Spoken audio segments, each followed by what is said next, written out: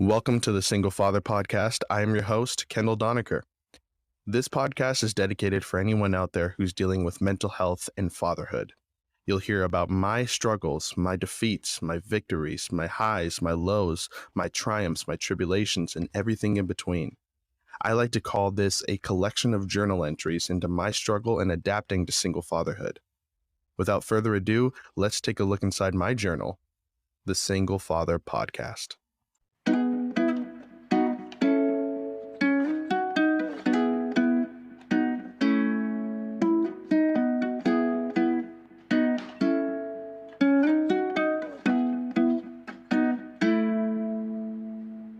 I'm excited.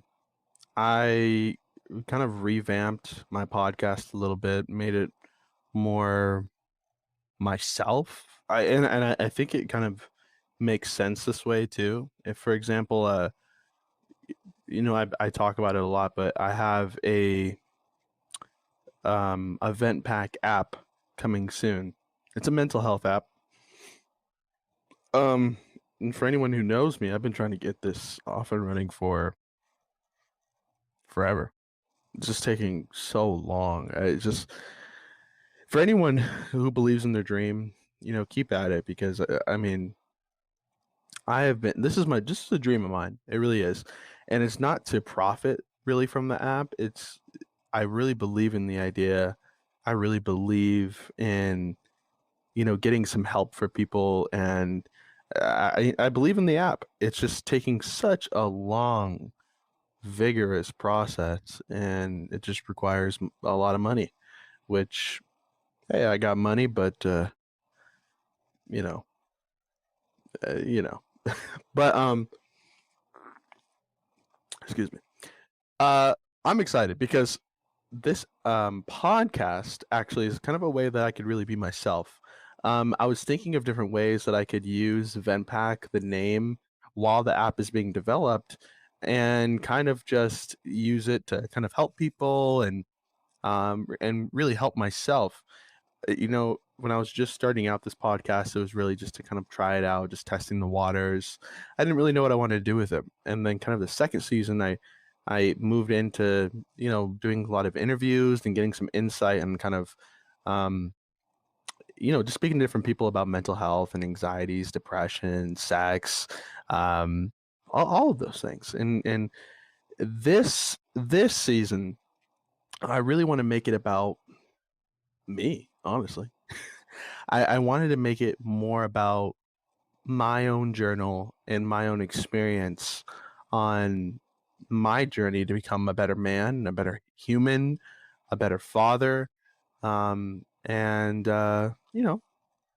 hopefully maybe find love along the way, because it is called the Single Father Podcast. So for any ladies out there listening, I am single. I'd like to think it's because of COVID, but I don't know. Speaking of COVID, how can you even date anymore? Really think about that. I mean, like, how, like, as a society, how are we meeting people? Is it just so? Here's my thing: if you are swiping all day long, like your thumb, you're jerking off your thumb, basically. Like, if you're just swiping all day long on Tinder, Bumble, Hinge, whatever it is, you clearly just have nothing to do. And I don't believe that you're the right fit for me because who has time to do that? I mean, granted, I have a kid, but I'm fucking busy. Like, I don't have time to just sit on the app and just swipe endlessly for hours. And listen, I'll kind of take it back a little bit, because girls have it easy. All they really have to do is make a couple swipes, and it's just 1,000 matches after another. I mean, most guys, not me, but most guys, um, just kind of just swipe just for no reason, just on anyone. So like I said, I think girls have it easy, but me, I'm like, dude, like, and hey, I get matches. But it just, the thing is, like, I have to put in the work, right? I actually have to swipe on people. Like, I have to do that, like, for like, I don't know, an hour, 15 minutes. Like, And it's so boring to me. I'm like, I have other shit to do. After work, I'm like, oh, what am I gonna eat? I gotta work out. I gotta take care of my kid. I gotta anything. Jerking off sounds more exciting to me than swiping on Tinder. I'm not gonna lie. And I don't know. I just wonder like how like what's going to happen to this generation. I feel like virtual dating is going to become more of a thing of the future. And it kind of scares me a little bit because I'm like, I don't know, man. I just want to meet someone in person. I want to go to a bar and have like a movie scene happen. Like I meet a girl at a bar, we make a few jokes, and I'm like, oh hey, and then and then there's like a montage of my life with me and her, just like going on dates and roller skating and ice skating and shit like that, and you know. I want my dating life to look like a montage. I want it to look dope, but I want to meet someone naturally. I want to meet someone at a fucking bar, a park, or school, something. I want to meet someone in person. I don't want to swipe. I don't, you know, I feel like I struggle. Not, well, I don't know. I wouldn't say struggle, but like, I don't want to, like, sometimes I check my phone in the morning and I got like a whole bunch of matches and I'm like, oh, fuck. Like, do I say the same thing to each person or if I really want to be cool, I have to look at their bio and be like, "Oh, you like roller skating? It's so cool." Or you like sushi? How about like I don't want to. I don't want to do any of that. It sounds lazy, but I don't know. To my real ones out there, you know what I'm talking about. I do not want to do that with and like at all.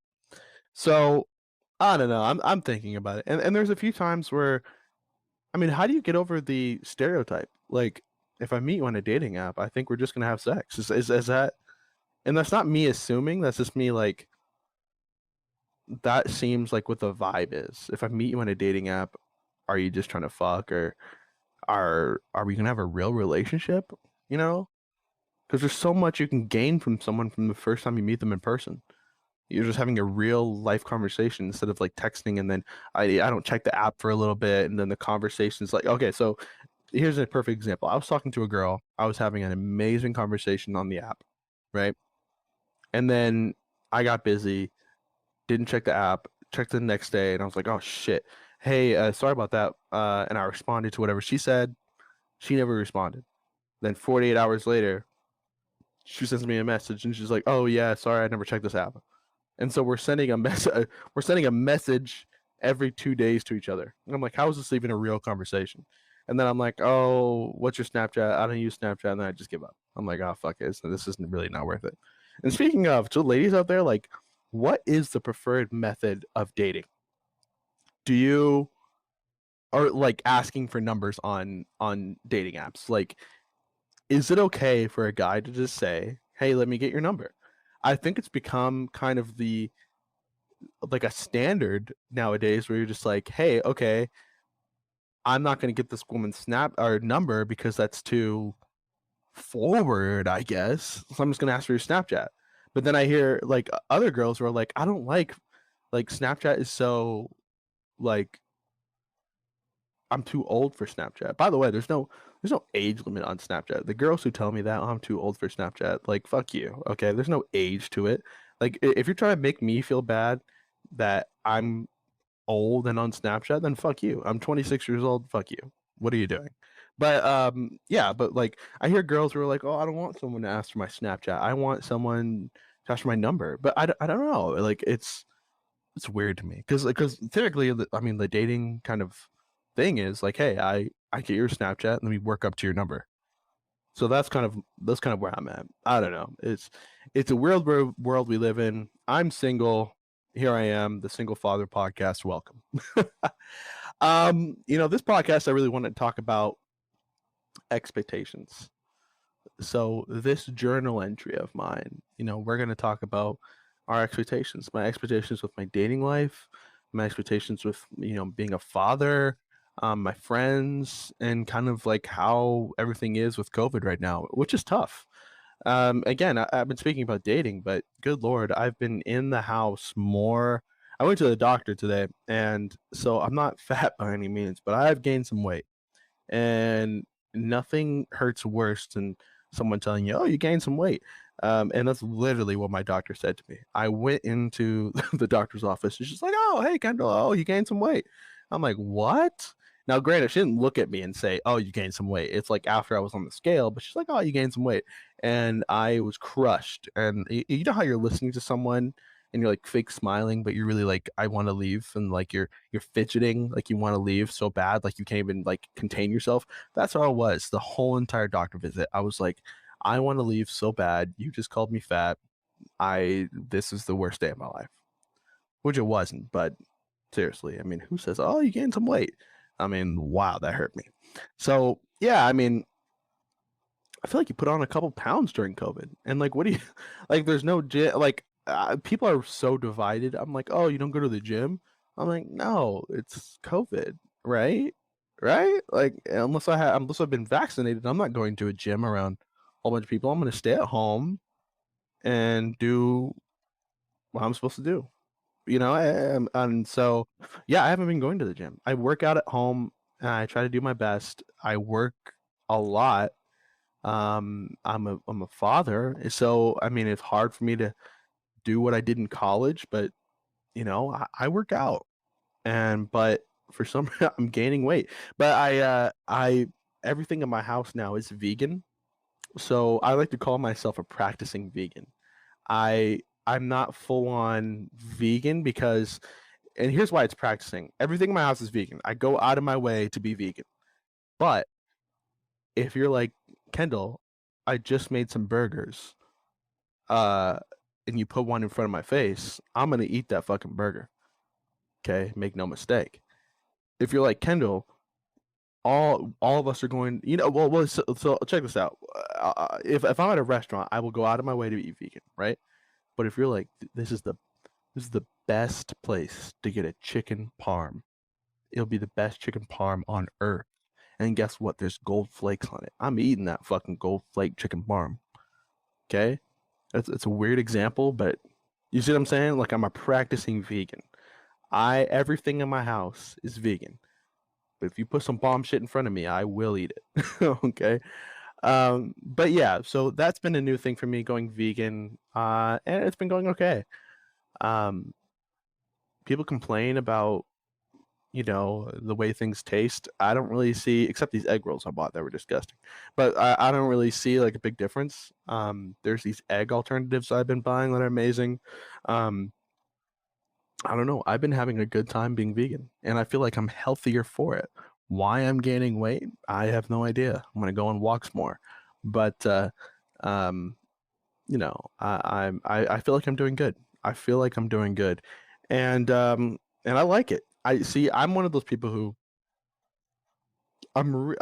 here's what made me go vegan is healthy food is so expensive, and look at where you're at. If you live in kind of the slumps, you notice, hey, there's a McDonald's on every corner, right? Because it's cheap. But how fucked up is that? Like, you're gonna put unhealthy food on every poor community because you know that that's where they'll go. Good business, maybe, but why not offer healthy food alternatives? And you can say, oh, well, some really do, but do they though? I mean, if I'm looking at how I can feed my family, am I gonna get a fucking couple of salads, or am I gonna get a couple of dollar cheeseburgers from McDonald's? If I'm really poor, that's what I'm gonna do. And here's the other thing. Am I gonna go out of my way to go to Whole Foods when I'm on a budget? Or am I gonna go to fucking Wendy's, McDonald's, some shit like that? That's what I really hate about this society, is to eat healthy, you pay a premium for it. But but but why? I'm one of those people, whether you agree or disagree, I truly believe that healthcare should be a human privilege, and so should healthy living. Now, look, am I going to say that healthy food should be free? Absolutely not. But at least make it affordable. I remember when Amazon bought Whole Foods, everyone was excited about like them dropping prices. What they drop? If I use, it's almost nonsensical. It's almost pointless. It defeats the purpose.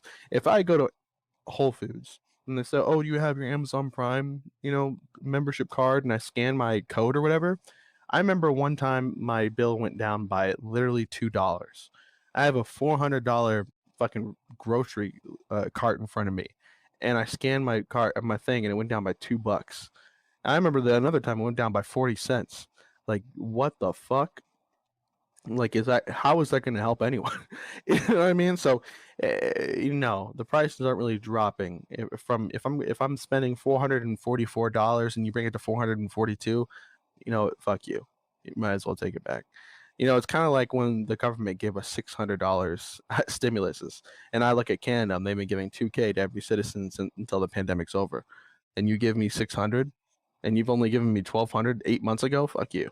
Hey, I'll still take it, but fuck you. You know what I mean? So that's kind of, it made me really want to go vegan and eat healthy. I'm like, you know what? This is fucked up. I want to eat healthy. I want to live longer. I don't want to be fat. I want to live forever. By the way, I'm one of those people who want to live forever. If you give me an opportunity to live forever, I probably will. I'll take it. I'll take it. If you give me an opportunity to be a vampire, I'll take it. But but yeah, I don't know. I wanted to be like, for myself, I don't need Wendy's. I don't need, all these unhealthy things I'm putting into my body that don't make me feel good afterwards. I want to put healthy things into my body. I care about my body. My body is a palace. And, I want to work on myself. And that's part of my journey here on this podcast, too, is kind of working on myself. This podcast is about mental health, and the app that I'm creating with the VentPack is about mental health as well. But everything comes from somewhere. I think it really comes from myself. I had a rough childhood growing up, and mental health is something that I've struggled with for a very, very long time.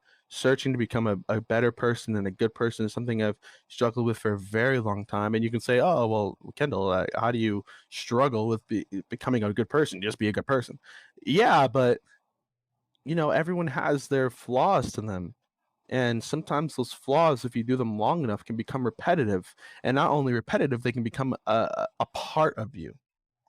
So, there's some things that are a part of me that I want to get rid of. I want to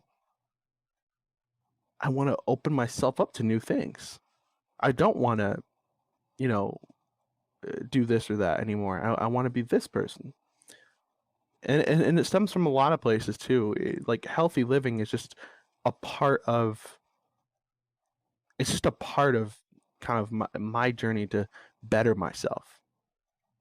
And this podcast is really something that I'm so passionate about, because it's where I can vent. It's where I can be myself and tell all of you, my listeners, a little bit about my trials and tribulations, and get feedback too. I mean, that's the thing I love, is getting feedback.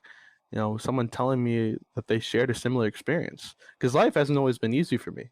And hey, it's truth be told, it's not easy now. I'm struggling with my own shit still. But what I really love is just sharing myself and having someone say, "I understand. Well, I've been there." It's really funny how those words can really make a difference in your life. Um, I'm struggling right now. My dad, who I love very much, and we've become very close these last couple of years. Sometimes, every once in a while, I have a nightmare about him. Uh, and it's funny because my mom and I aren't close, and my siblings and I aren't close. Besides my dad's, youngest daughter, who ironically has the same birthday as me. She's 2 years or 3 years old now, or 3 or 4. I think she's 4. Wow. But yeah, no, I've been having some nightmares about my dad every once in a while, and they're really negative. And it's more of like memories of what I remember from when I was a kid, of just him being a dick, an asshole. Just, I remember I'd have friends over my house, and he'd yell up the stairs and tell them it's time for them to go. And when I asked my mom about it or try to bring it up, there was virtually no reason why he asked them to go other than he just felt like it. I remember so many things that he's done that were so traumatizing to me, both my parents. And it's kind of awkward and uncomfortable for me to talk about because I am close with my dad now. But at 26 years old, it's I don't know how to really describe it. It's uncomfortable because sometimes we'll be sitting in the car and I'm like, oh man, I love you to death. You're like, one of my closest confidants. And then a flashback will pop in my head about him doing something horrible when I was younger that maybe he doesn't even know that I remember. I tried one time so I don't have a relationship with my dad where it's like a Clark Kent and Jonathan Kent, Superman type of close father son throw a football relationship. It's not that. Let's just be clear, it's not that. But we have a good understanding relationship with each other, but it's not the type of relationship where I'm going to tell him kind of my woes and my interpersonal secrets and things like that.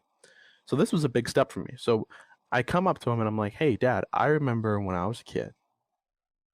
One time you really did this and that to me. I don't feel comfortable saying what it was, but I was like, hey, you did this. And by the way, it was nothing nefarious. It was just something kind of fucked up. But I'm like, yo, I remember you did this to me, and I wanted you to know that it really hurt. And I thought in my head that we'd have this beautiful moment where it opens, not only does it open the door for healing, but it opens the door for us to have that type of relationship now, where we can talk about those things and fix them. But instead, he deflected and said, well, if you would have done this and this wouldn't have happened to me. And I was like, okay, well, clearly we will never have that type of relationship. And that hurts, but I accept that. And now now I know where the boundaries lie between you and I. And, it was uncomfortable because I, I do want that. I did want that relationship from my father, where, I see it on TV, it's something that you dream and imagine your relationship would be. And I have a closer relationship with him now than I did when I was a kid, but I feel like I would have appreciated it more as a kid, if that makes sense. I feel like I needed it as a kid. I I appreciate it now and I respect it now and I'm glad now, but I needed it then. You know what I mean? And yeah, I mean it's uncomfortable because you you can be put in a position where you can have boundaries even with your uh parents. You can put boundaries on your parents. I'm now 26 years old, so if I don't want to see you all the time, I can put boundaries on that. I'm now 26 years old, and you don't have to be 26, but I'm saying if you're away from your parents and you're in a position where you can do your own thing, um, yeah, I mean, you put boundaries on each other, okay, and that's kind of where we're at. Um, and it's good to get that off my chest because I'm like, I thought about the other day. I'm like, I love this man to death, but I can't forget the traumatizing nature of how I grew up, the anxiety, the anxiety that I feel and that I've developed because of my childhood, from my mom and my dad.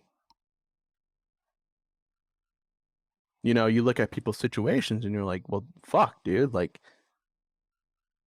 you weren't that great. You I believe in karma. I do, you know, and you get what you put into this universe. Now, I don't wish negatively on anyone, but you know, I truly believe in spirituality, and you get what you put in. Now, I wish my dad's situation was better. You know, as the podcast continues, there's things that we'll talk about that are deep, and I mean, my family shit gets deep. Okay, but you know, I wish everyone's situation was better. It's just, you know, I can't I can't you know, I can't deny how I grew up or the things that were done to me. And I think that's kind of where I'm at. Is just like, yo, man, like I love you to death, but there are boundaries on our relationship because some of those things that I've tried to bring up to you haven't been really acknowledged or healed. And with my mother, it's a whole different story of almost beyond any measure of um reconciliation. And I mean, hey, I'll talk about it a little bit. My mom, I mean, hey, I'll go into it. My mom, uh, is a very interesting person. Um, Narcissistic, and a lot of people say that about their moms. But um, you know, if you want to pause and grab some popcorn, this might be the place to go. I've never really shared this with anyone besides kind of people I'm extremely close with, but uh, yeah, when I was growing up, my childhood was pretty terrible. You know, my parents were both what they were. I thought my dad was an asshole, and I thought my mom was kind of crazy. But I thought that my mom was my best friend. Anything she said, if she says jump, I jumped. Anything she said, I agreed with, and I did without a hesitation. I was a loyal soldier to her. You know, childhood wasn't great. You know, there was a lot of things that were kind of fucked up that happened to me that I only later in my later years knew that they were fucked up. One of the things was me moving everywhere in the fucking world. I was born in Michigan, went to New York, Washington State, um, fucking Arizona, middle school in Nebraska, uh, high school in Vegas. Went to four different high schools in Vegas because my parents were divorced. Um, Four different high schools. Okay. Um, and I got expelled because of weed one time, and you know, I had to go to a behavior school as well, and you know, got out of there, and by the way, anyone who knows me is I'm totally not that type of person. You know, it's you know, but I've been dealt a hand of cards. But right around the time where my parents got a divorce, um, they there's some parents that get a divorce amicably, and there's some parents that get a divorce, and it's the worst thing. It's like World War five, six, seven, eight, and again with a prequel. That's kind of what it was. My parents got a really bad divorce, and since I was the oldest out of my other three siblings, they tremendously got me involved. But my mom told me that, hey, we're moving in with your dad's friend, who's also his business partner at the time. We're moving in with him. Basically, she's been having an affair, and your dad's a bad person, and we're leaving. And I said, well, okay. You know, my dad was always working, so I only saw him at night, really. Um, so I didn't really know him that well. So I said, well, all right. Um, yeah, so we did that. We moved in with him, and then eventually it was so awkward and uncomfortable and inappropriate, and um but after a while I'm like, hey, you know, you're saying all this shit about my dad, but truth be told, um I I really have never had a problem with him, and I've always known him as my dad. So this is kind of awkward because I want to go see him now. I just realized that he really didn't do shit to me. So set up a meeting with my dad because I want to see him. And she did not take that well. She thought I was betraying her. She literally did everything horrible to me in retaliation. And remind you, this was my best friend. This was like, we'd laugh about dumb shit. Like, we were best friends. But she took a fury on me that I've never experienced, that was so traumatizing, I couldn't even begin to tell you. So, yeah, I mean, after I tried to meet up with my dad and talk to him and have a relationship with him that I felt like I was deserving to have. I mean, he's my dad. He's been there since I was born. Yeah. So, but she started taking revenge on me. She did a lot of things. She took my computer from me. She said I didn't feel comfortable with your computer at your dad's house. She turned the power off at his house somehow, and I think she pretended to be him on the phone. She just did a lot of shit, really, and it was so surprising to me because I've never saw that side of my mom before, and believe it or not, it drove me farther or closer to my dad because I'm like, you are literally insane. Straight up, and so much shit. But the craziest part was she blackmailed me. She went through my computer. She saw naked pictures of my ex on there, and I wasn't talking to her at the time. And she said, if you don't start talking to me, I'm going to show these naked pictures of your ex to her father and break you guys up. I couldn't believe it. So in a blaze of fury, I tried to call her on her bluff. I'm like, my mother would never do that to me. She would never, ever do that to me. So I basically cussed her out and said, fuck you, or I don't believe you. And she did it. Of course she did it. And it was a big deal. And she broke us up. She did.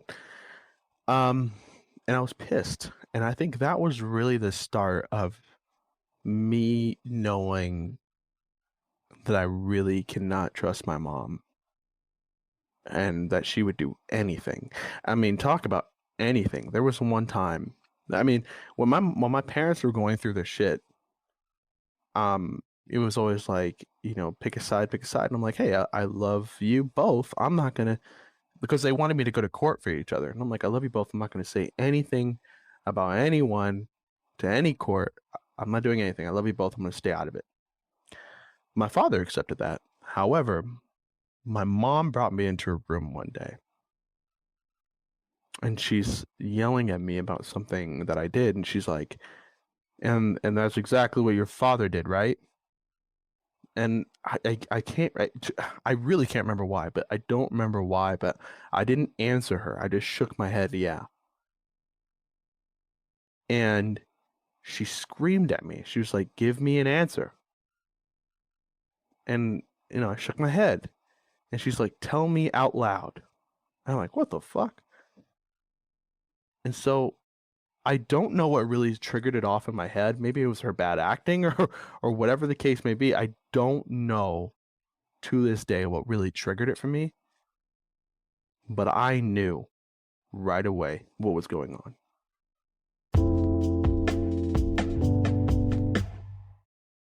If you haven't heard about Anchor by Spotify, it's the easiest way to make a podcast with everything you need in one place. Let me explain. Anchor has the tools to allow you to record and edit your podcast right from your phone or computer. When hosting on Anchor, you can distribute your podcast on listening platforms like Spotify, Apple Podcasts, and more. It's everything you need in one place. And best of all, Anchor is totally free. Download the Anchor app or go to anchor.fm to get started.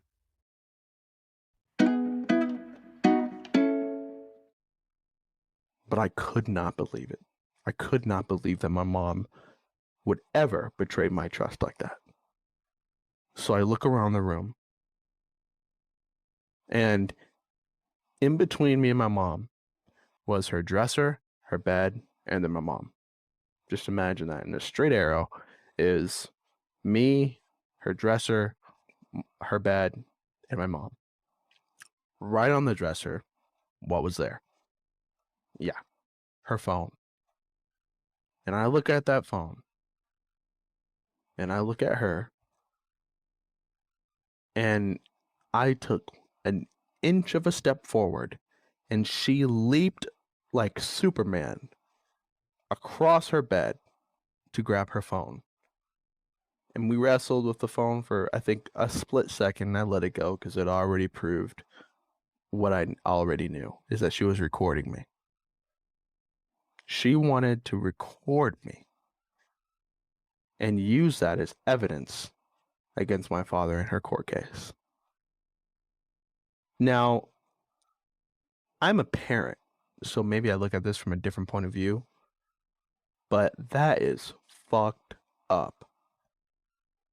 Really. I mean, you're going to betray your child's trust and record them without their knowledge. I, yeah, I mean, it was crazy. Um, all I wanted to do was get away. There was a situation where I lived with my dad. Him and I got in a fist fight on Christmas. I lived with my mom. She made me more uncomfortable than I could ever imagine in my life. I felt trapped. I felt unsafe. I felt uncomfortable. I felt alone. I felt scared that both my parents were out to get me. And I think it was the worst time of my life, and I developed anxiety and these horrible panic attacks. And for years, I thought something was wrong with my heart, because if anyone who's had a panic attack out there, you think you're dying, you think something's wrong with your heart. And I truly thought that. I went to so many doctors who were cardiologists who were like, dude, there's something wrong with your heart. You just have fucking anxiety. I'm like, how the fuck could it be anxiety? How the fuck could it be anxiety? I'm dying. There's something wrong. I've never felt this way before.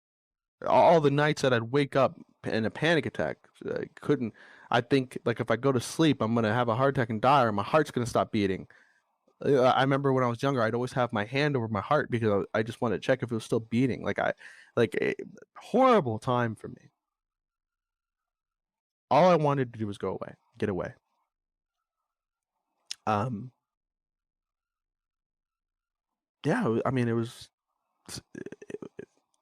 I did not have a good childhood, especially with my mother. Um, Moving forward from there, she claimed a whole bunch of shit about my dad that I believe not to be true. Um, but she manipulated my siblings into believing it was true, and basically took his children away from him. And there's a study that I read, because my major is in psychology, or I'm getting my master's in psychology. Um, there's a study that I read about this, again, mother who wanted to tell lies about her father. And what you do is you take them as a young kid, and you use a situation maybe they're familiar with, like giving a bath. And it's like, oh, your dad gives you baths, right? And they say, yeah. And they're like, oh, well, it's kind of weird, right? They're like, I don't know. And then they say, well, he washes your vagina, right? And they say, yeah. And it's like, well, that's really wrong for him to touch your vagina. It's really bad. And they use the situation to manipulate a kid into believing something that maybe they've heard it so long enough, or maybe they've just uh, been told it so long enough, they actually start to believe it. So when you ask them when they're older, hey, did your dad ever touch you inappropriately? They're like, yeah, he did. When in fact, all he ever did was give you a bath. So that, without kind of saying more into that than what it was, that's kind of what happened with my family and my parents. And my mom's done some other shit. I just think she has some issues. I tried to bury the hatchet like maybe 2 years ago. I pulled up to her. It was when I moved back to Vegas. I pulled up to her community. I was at the guard gate. Said, "Hey, I'm here to see my mother. Her name's blah blah blah. Um, I want to see her. I have my daughter. I don't even know if she knows I have a daughter." He says, "Hold on one second." Gives her a call. Okay. Guy comes back. Yeah, she doesn't want you to come down. She says, pull over. She said, pull over to the side of the seat or side of the street. She'll come see you. I waited about an hour. Never came. Left. Last I've ever tried to reach out to her. I haven't seen my mother or my siblings. And I'd say about 10 years. 10 years. I do not know what they look like as older children. Yeah, it's been 10 years. And it's crazy to think about, really. 10 years. But it's more crazy because I grew up with them. I know the truth. And I've tried over the years to kind of tell them my side, but they're too far in.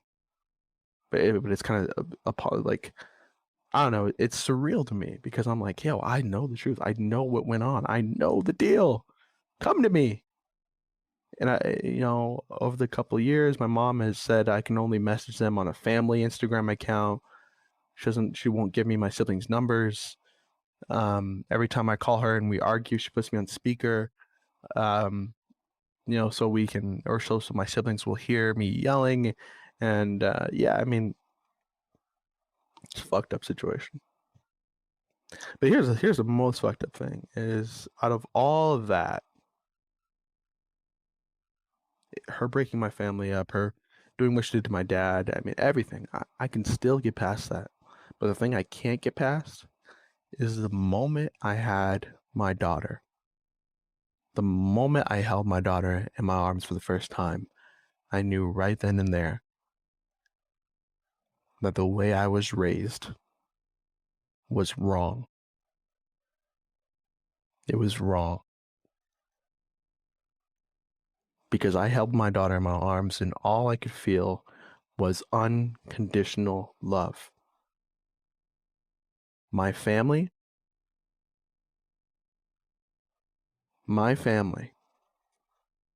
is as guilty could be, as red paint on the hands.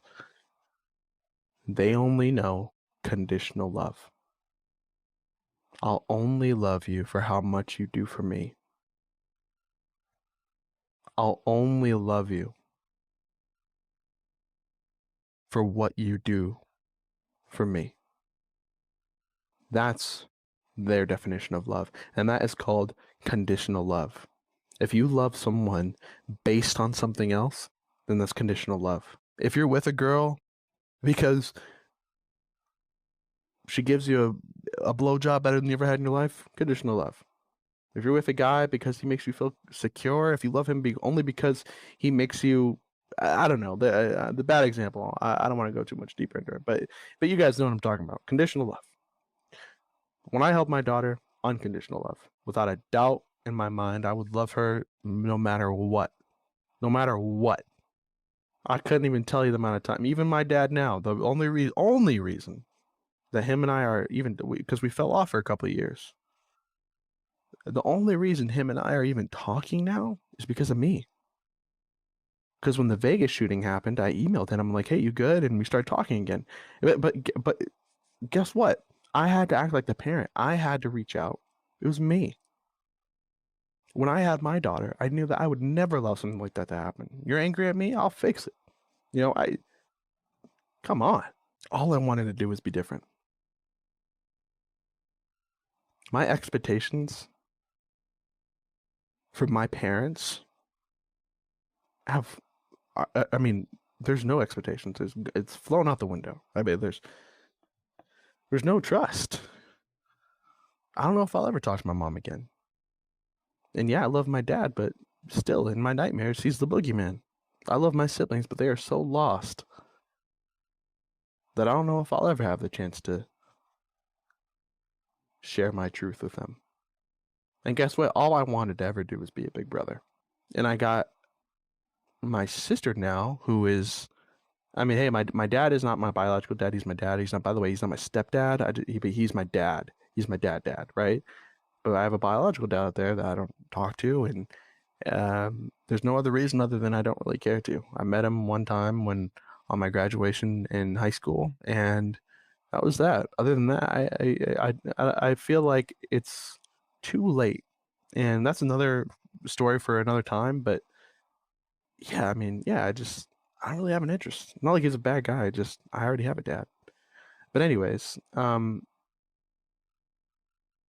have so my dad and my because he got remarried, and my stepmom, they have a daughter who's 4, who has the same birthday as me, which is wild. Um, and she is truly like a step sister because I'm very much treated like they very much treat me like, you know how like you can beat up your siblings and things like that and talk to them crazy. I can't do any of that with this girl. It's a step sister.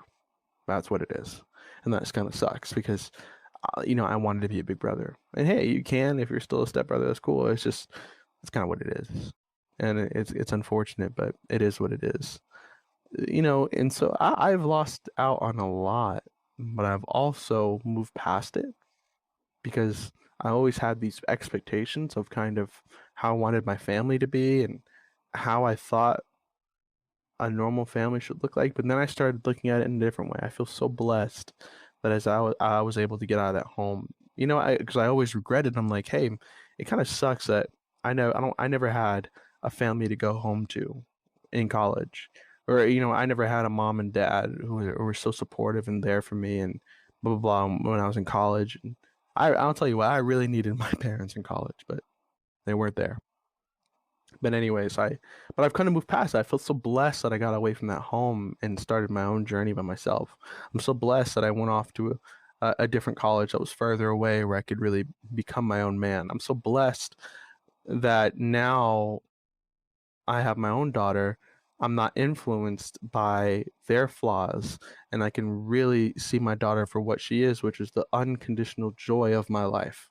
Seriously. I mean, an unconditional love of joy. I'm happy and blessed that my parents did not, um, leave their conditional love onto me where I would pass it on to my daughter. I'm blessed, grateful. One of my biggest regrets as a father is kind of how where me and her mother ended up.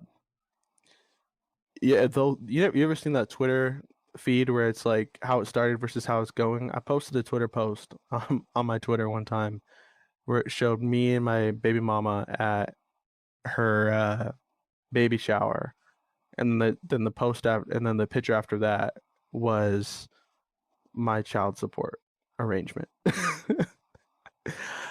uh, I that is a more difficult topic. I really can't dive too much deep into my baby mama situation right now, but sometimes it's good, sometimes it's bad, but we co-parent very well together. But that's truthfully one of the biggest regrets me as a father is it's kind of like that Drake song, March 14th. I'm embarrassed because I always promised her my child a family unit. That's kind of how I felt. I feel like I let her down. I didn't want her to have her parents split up.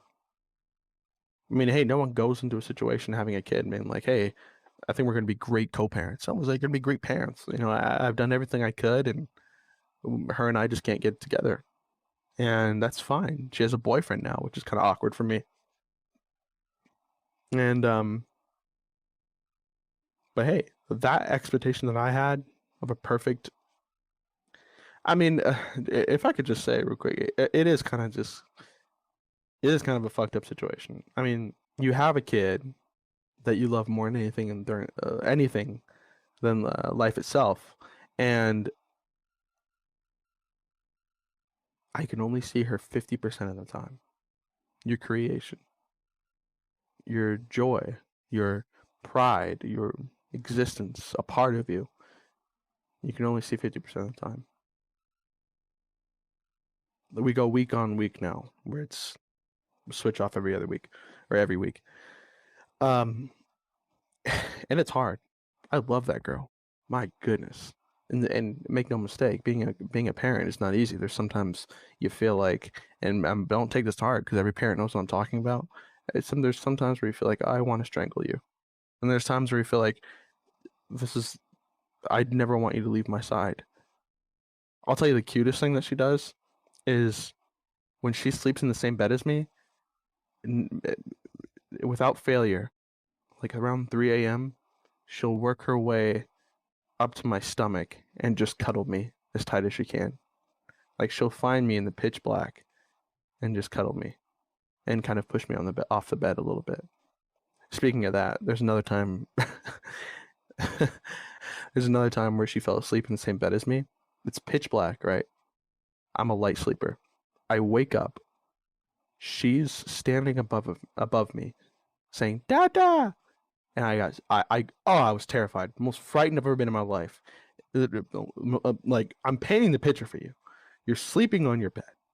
You don't usually have someone in your bed that often. Okay, and that's sad. But yeah, you don't usually have someone in your bed that often. And then in the pitch black, there's a small child standing above you saying "Dada." I pushed her so hard off my bed. I pushed her. I was like, pushed her. Punted. Football, she fell off the bed screaming out. She's screaming, crying. I'm screaming, crying. I don't know what's happening. She don't know what just happened to her. She don't know why I pushed her.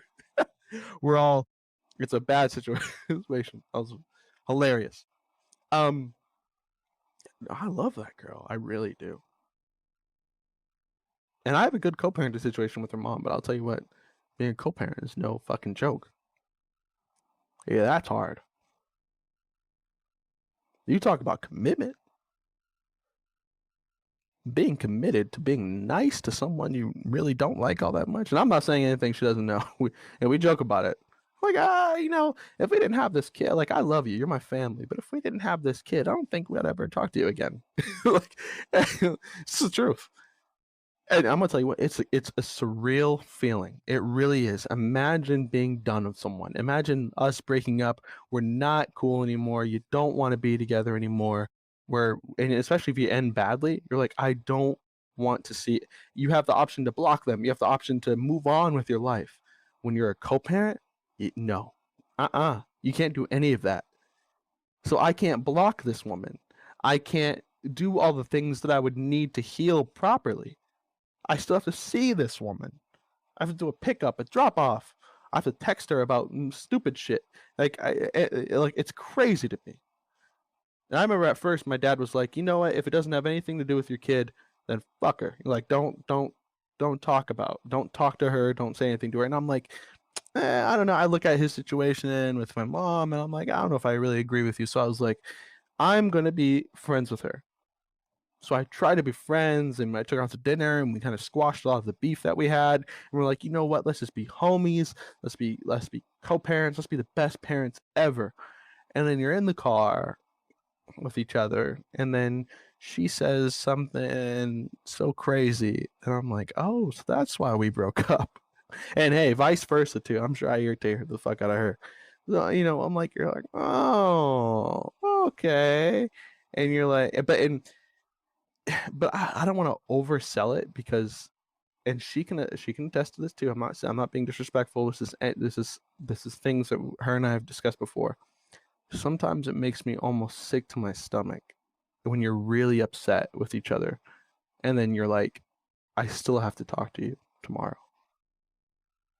It makes me sick to my stomach. You can't just leave a situation. Like, we're forced into something. It's fuck. I mean, really think about that. Really think about who you want to have a kid with or spend the rest of your life with.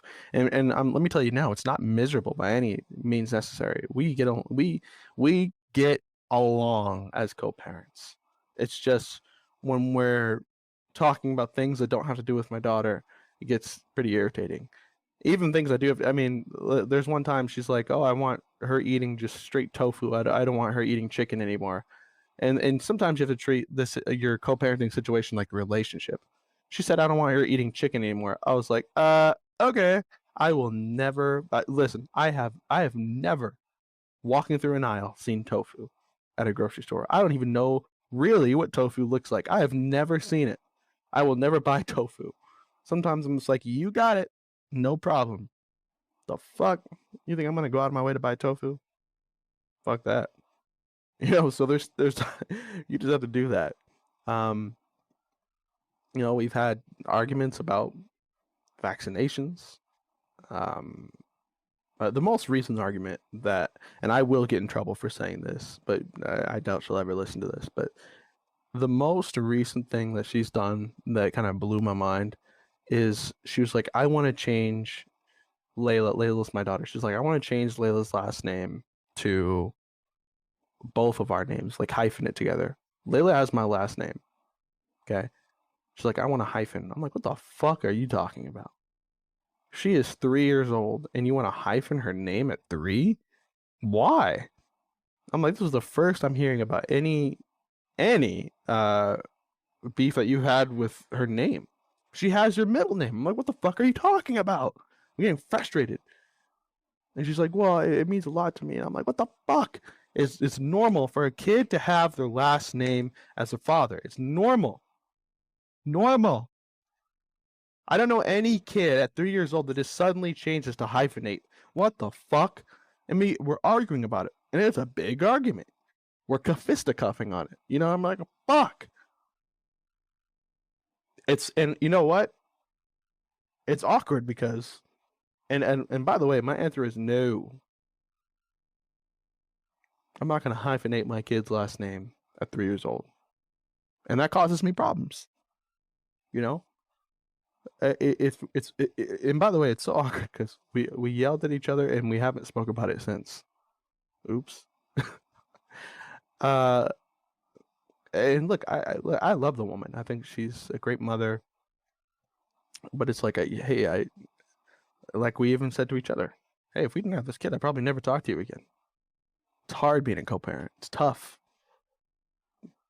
But it's something that you have to break your expectations of what you thought parenting would be and just work together. Her and I work great together as co-parents. It's interesting because she's the only person I've been able to just scream with each other at, and then the very next day I FaceTime her to talk to my daughter, and we're all groovy. I talked to her today. We're all groovy. We yelled at each other 2 days ago. I mean? It's interesting. It's an interesting situation that I have with her, and being a co-parent is tough. I mean, you can't leave the state. You can't do anything really without the other person's approval. That's a big decision. And it's weird not having my daughter all the time. And yeah, I don't know. It's weird being a co-parent, but I feel like her and I, for as much as we don't get along sometimes, we're great at being co-parents. We really are. I feel like we're one of those co-parents that will never have their kid be miserable by their parents' dislike for each other, because we will never show it. Not to her. She does. I mean, the other thing fucked up that she's done though that almost jeopardized our relationship is she let her boyfriend meet my daughter before me. I thought that was fucked up. She didn't think it was fucked up. She was like, I shouldn't have to measure my whole life around you. I said that's a pretty fucking big deal to me, but hey, you don't think it's fucked up, you don't think it's fucked up. That's just, I'll keep that in mind. But I thought that was fucked up. But other than that, we're good. Doesn't sound like we're good, but we're good. But hey, expectations, right? The reality and what you expect are two different things.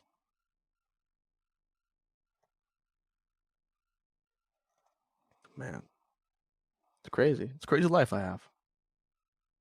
This is the most vulnerable I've ever been. Telling kind of the world my story. I didn't have great expectations for myself when I was younger. I thought very little of myself. I was just skinny. kid who spoke quote unquote proper. And when I got to Vegas, everyone was making fun of me because I didn't know what hella meant. I'm like, what is hella? They're like, it means a lot. And I'm like, how? They're like, it just does. I'm like, I don't understand. I mean, so, uh, yeah, I mean, it was just a weird time for me. And, kind of what just would led it just everything that's happened kind of just led me to my depression in high school. I mean, not high school, college. And to everyone who went to college with me, hey, I apologize. Sincerely, I do. I was going through a rough time. That's kind of the thing with mental health is you never really know what someone's going through. They say try to always be kind, but it's hard when you're dealing with an asshole. And granted, I was an asshole when I went to college. I was angry about my parents' divorce. I was angry with my situation. I was angry that I had anxiety all the time. And look, I was a big weed smoker back in the day too. I would be Chief Keef up in this bitch. And I couldn't even smoke weed anymore without having the worst panic attack and wanting to call the ambulance on myself just to get some help because I felt like I was dying again, and what a horrible time I had, really. So it was rough. I was an asshole when I went to college. I admit that. I treated girls like shit. I only cared about what I saw. I didn't have anyone to really teach me how to be a man and tell me kind of how college works, how to speak to a girl and things like that. I only saw what you see in the movies. On the movies, college is about getting drunk and chasing girls, and that's what I did. I got drunk, turned me into an asshole. I'd start fights. I'd hook up with girls, and I'd be an asshole. And I can count on one hand. I think out of well, I can't say that, but all I'm trying to say is it wasn't good. It wasn't a um um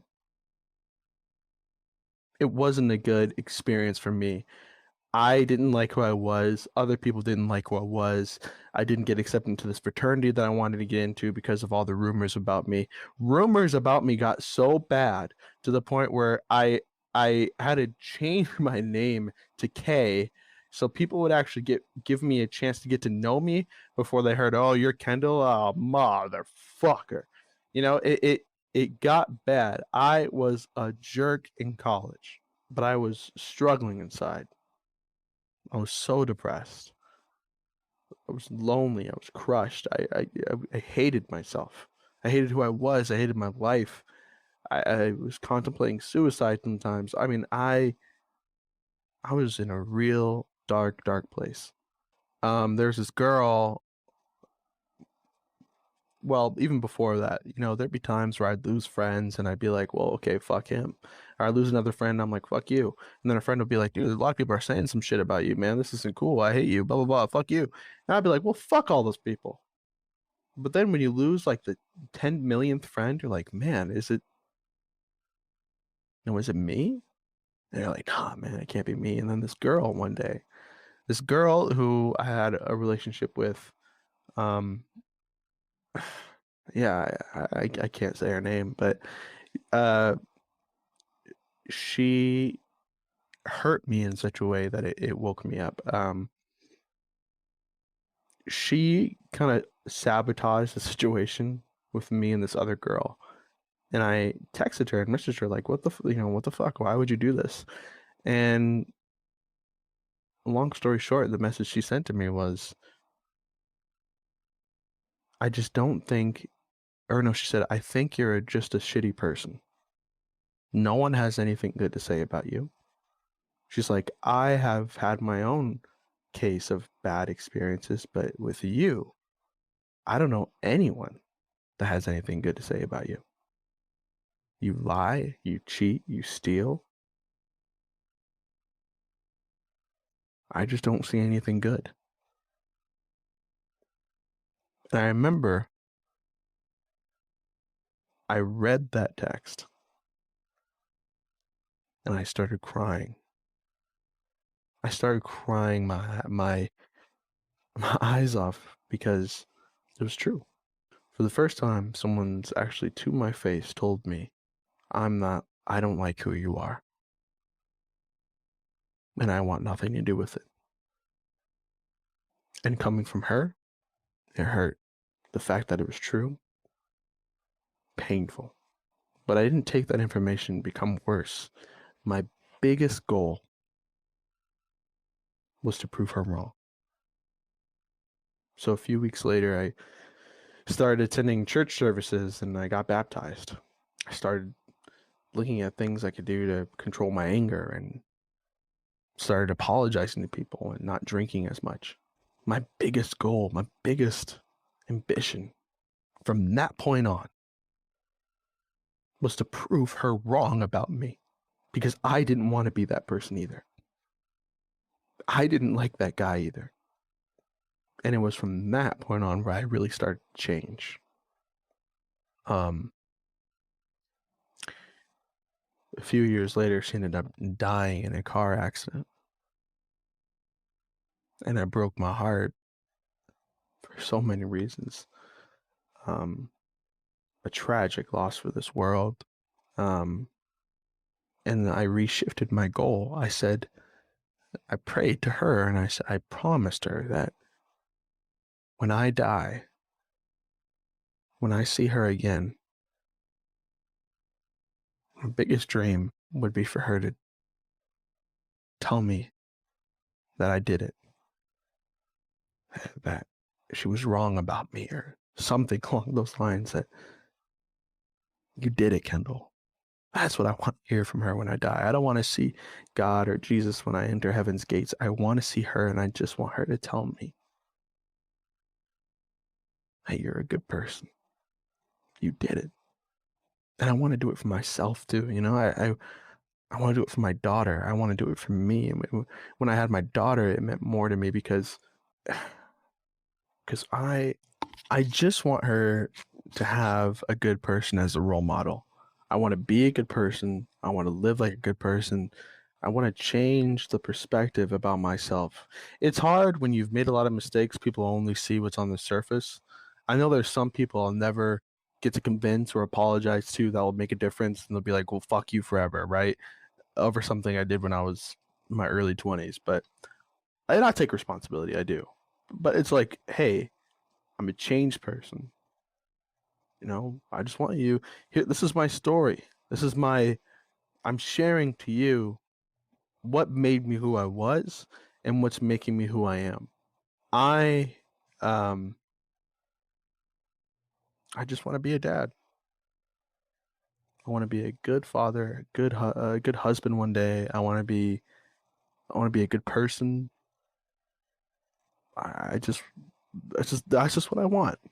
And I'm glad I made the change, because I think I think it saved my life. I think I was going down a kind of a dark path, and now I feel like not necessarily I see like the Holy Spirit, but I'm more open to spirituality and opening my mind up to meditation um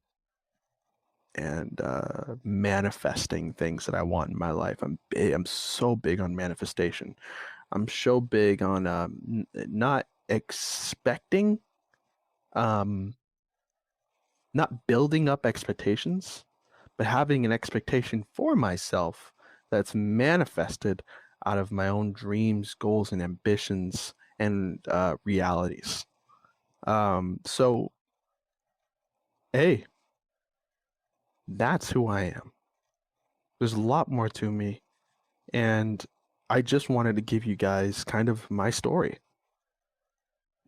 I That's kind of the gist of it. Over the next couple podcasts, we'll be kind of taking a deep dive on what makes someone a good person, and um how I can become a better man, a better father, a better individual. We'll talk about life, reality, women, um, anything. But alas, the edible that I took is vastly kicking in, and I am 100% sure that I have to go.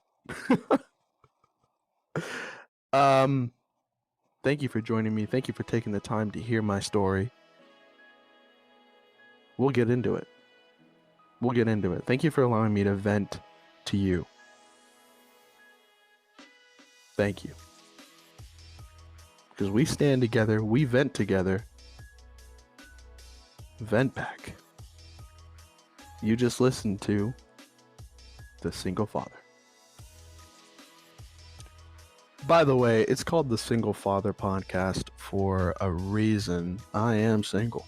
Okay, ladies, if you want to slide up in the DMs, let me know. If not, how about slide into the subscribe button? If you liked what you heard here and you want to hear more, if you like someone just venting with you and getting vulnerable, hey, if you want to be on the podcast, DM me. We can do a podcast together and talk about life and vent together. Hey, listen, this is a pack. I want to vent with my pack. I want you guys, if you like the podcast, subscribe, leave a review, message me. I'll get you on the podcast. We can vent together. We can have a therapy session. I'll Postmate you some tissues and ice cream. Let's do this. So yeah, subscribe, like, share, do whatever you need to do. Thank you so much. This is Kendall Donaker. Appreciate you.